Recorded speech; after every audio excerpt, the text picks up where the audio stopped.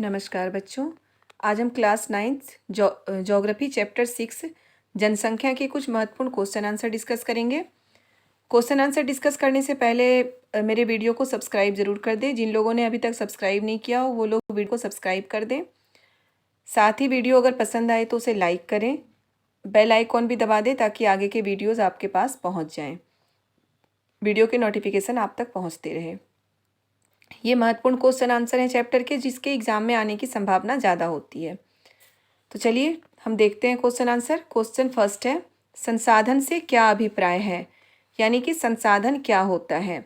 वह वस्तु जिसका उपयोग या पुनः उपयोग किया जा सके संसाधन कहलाती है। यानी कि वैसी वस्तु जिसका उपयोग या पुनः उपयोग दोबारा से उपयोग कर सकते हो वो संसाधन कहलाती है।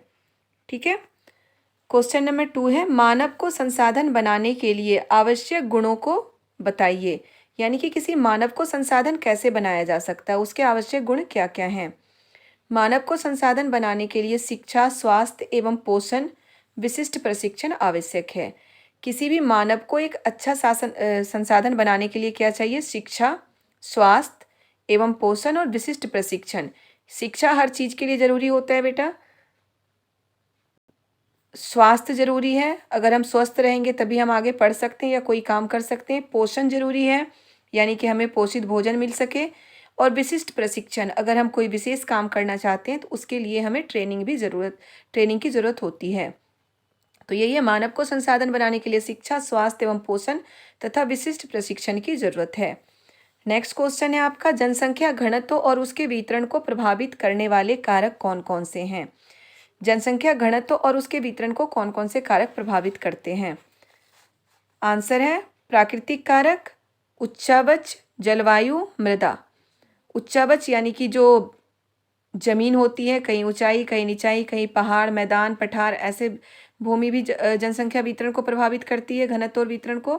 जलवायु और मृदा, यानी कि अब ये देखिए, पहला उच्चावच किस प्रकार प्रभावित करती है? मैदानों में जनसंख्या ज़्यादा होती है, पहाड़ों पे जनसंख्या कम होती है।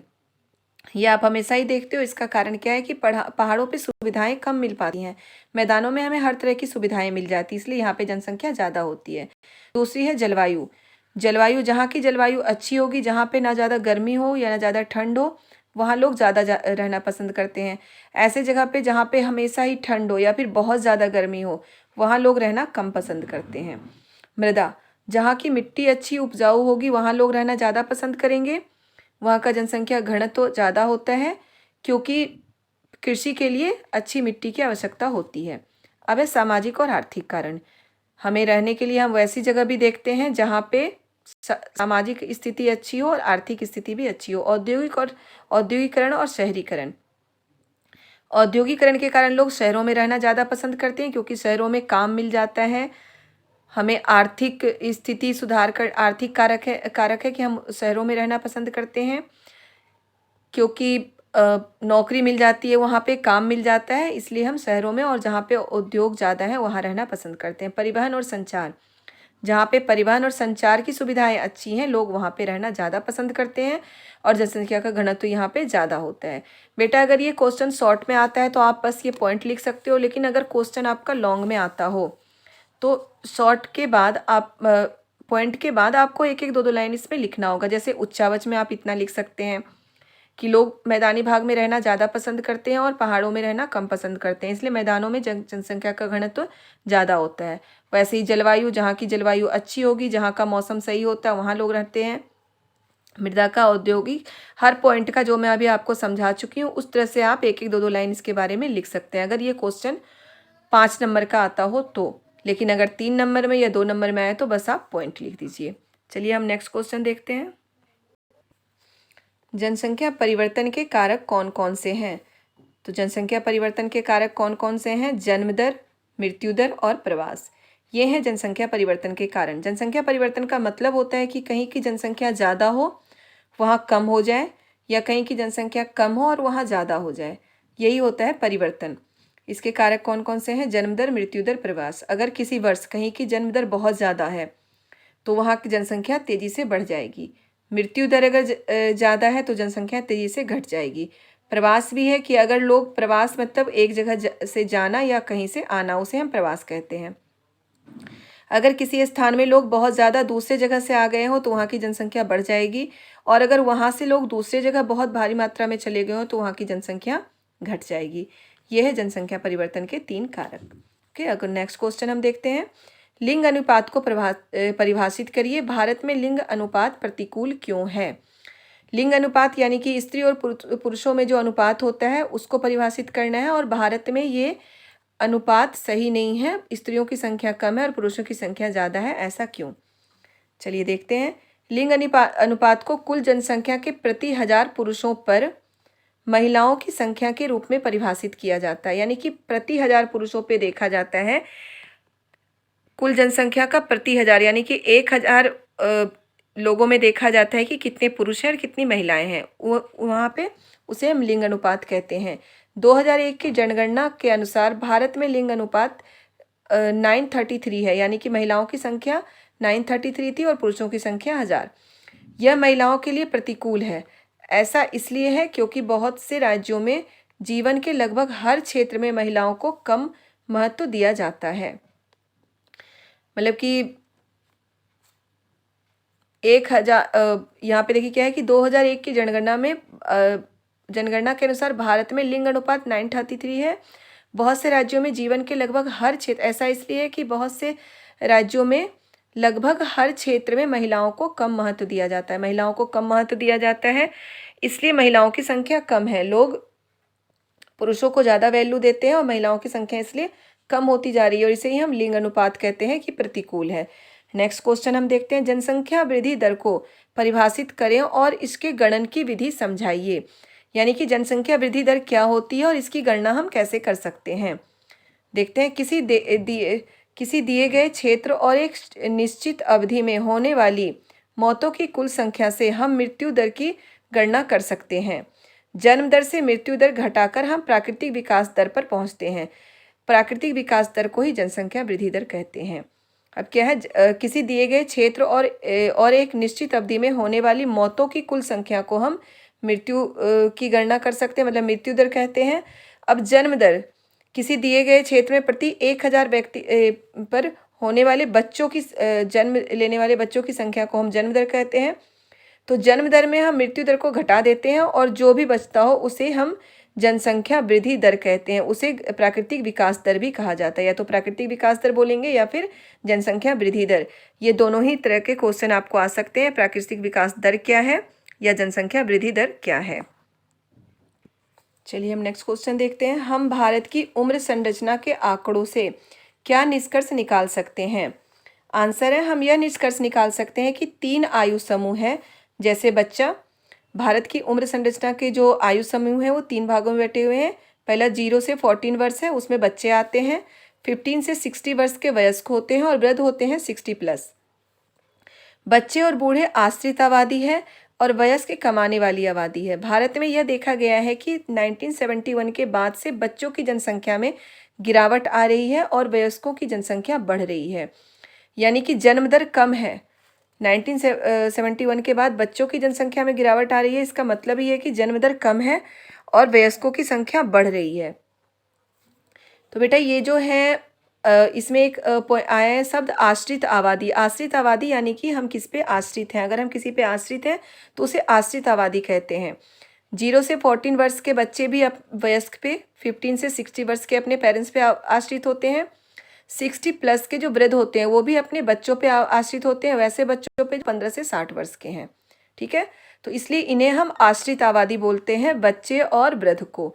और जो कार्यशील आबादी है वो 15 से 60 वर्ष के लोग। ठीक है, अब हम नेक्स्ट देखते हैं क्वेश्चन, विशाल जनसंख्या को हम किस तरह संसाधन के रूप में बदल सकते हैं। यानी कि जो मनुष्य को हम किस तरह संसाधन के रूप में बदल सकते हैं। लोगों के बिना किसी भी चीज़ का उत्पादन नहीं किया जा सकता।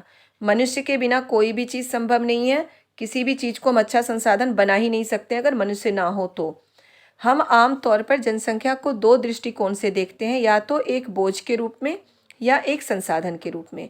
लोगों में जब हम निवेश करते हैं तो संभावना है कि कुछ संसाधन में बदल सकता है, जिसे हम मानव पूंजी कहते हैं। मानव संख्या को मानव पूंजी में परिवर्तित करने के लिए देश के लोगों को स्वास्थ्य एवं पौष्टिक आहार की व्यवस्था, सही शिक्षा, विशिष्ट प्रशिक्षण एवं उनके जीवन में गुणात्मक बदलाव लाने के लिए देश को बहुत बड़ा निवेश करने की आवश्यकता पड़ती है। शिक्षा, स्वास्थ्य और पोषण की स्थिति और उनके विशेष प्रशिक्षण के द्वारा विशाल जनसंख्या को संसाधन के रूप में बदला जा सकता है। यानी कि जो विशाल जनसंख्या है उसे संसाधन के रूप में बदलने के लिए शिक्षा, स्वास्थ्य, पोषण जरूरत है और विशेष प्रशिक्षण भी जरूरत है, तभी हम लोगों को एक अच्छा संसाधन बना सकते हैं। अब हम देखते हैं नेक्स्ट क्वेश्चन। इसमें कुछ पॉइंट हैं जिसको परिभाषित करना है। पहला है जनसंख्या घनत्व।